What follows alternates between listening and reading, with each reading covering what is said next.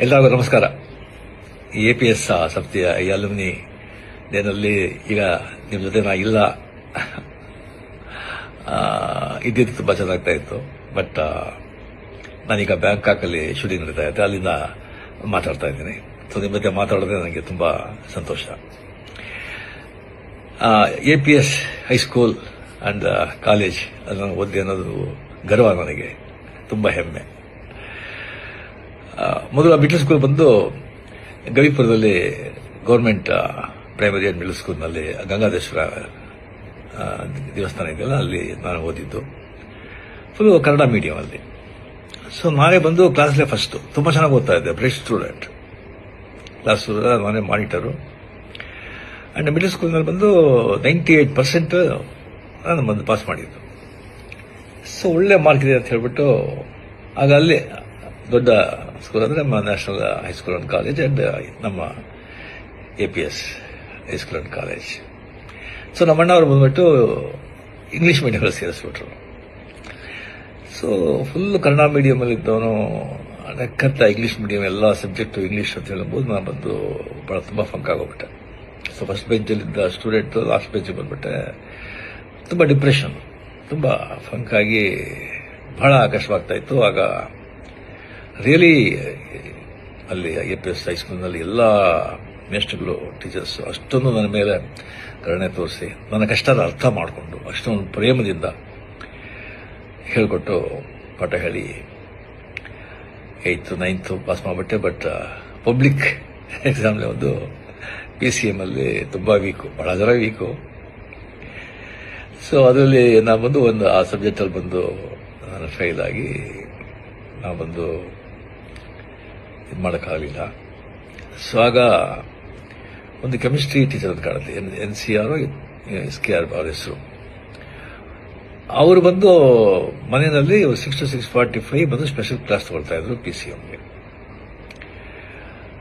ಬಹಳ ಜನ ಸ್ಟೂಡೆಂಟ್ಸ್ ಎಲ್ಲ ಹೋಗ್ತಾ ಇದ್ರು. ಬಟ್ ನನಗೆ ಬಂದು ಫ್ರೀಯಾಗಿ ಬಂದು ಅಲ್ಲಿ ನನಗೆ ಸ್ಪೆಷಲ್ ಇಂಟ್ರೆಸ್ಟ್ ತಗೊಂಡು ನನಗೆ ಪಾಠ ಹೇಳಿ ನೆಕ್ಸ್ಟ್ ಅಂದ್ರೆ ಬಂದು ನಾನು PCMನ ನಾನು ಮತ್ತೆ ಅಟೆಂಡ್ ಮಾಡಿ ನಾನು ಪಾಸ್ ಮಾಡಿದೆ.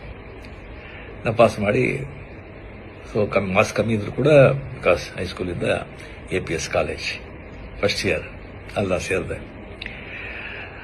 ಆಮೇಲೆ ಬಂದ ಸಲ ಕಾರಣಗಳಿಂದ ನಾನು ಕಂಟಿನ್ಯೂ ಮಾಡೋಕ್ಕಾಗಲಿಲ್ಲ. APS ಹೈಸ್ಕೂಲಲ್ಲಿ ನಾನು ಬಂದು ಓದಬೇಕಾದ್ರೆ ಅಲ್ಲ ಇಂಟರ್ ಹೈಸ್ಕೂಲ್ ಡ್ರಾಮಾಸ್ ವರ್ಷ ನಡೀತು.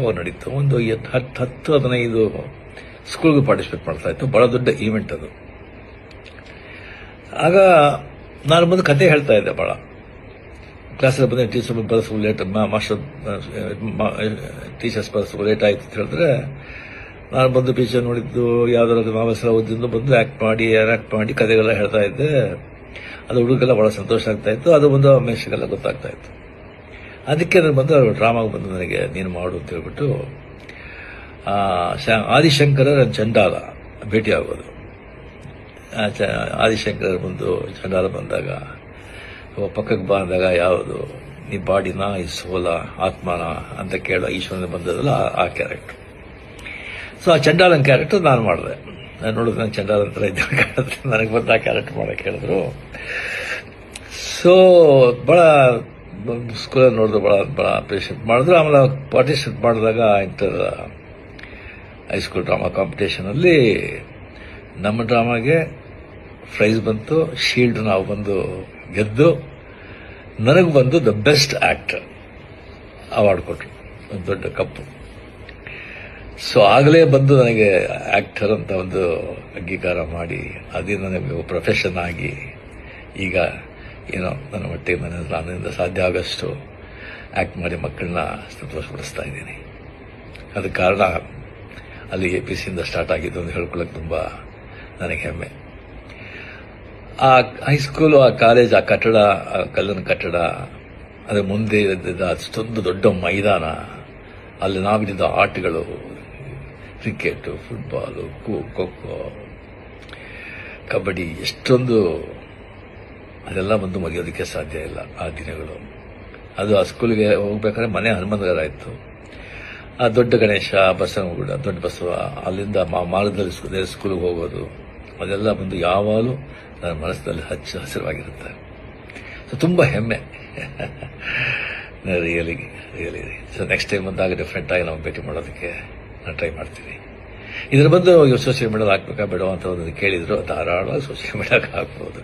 ನಿಜ ತಾನೆ. ಸಂತೋಷ, ಬಹಳ ಸಂತೋಷ. ಜೈ ಹಿಂದ್, ನಮಸ್ಕಾರ.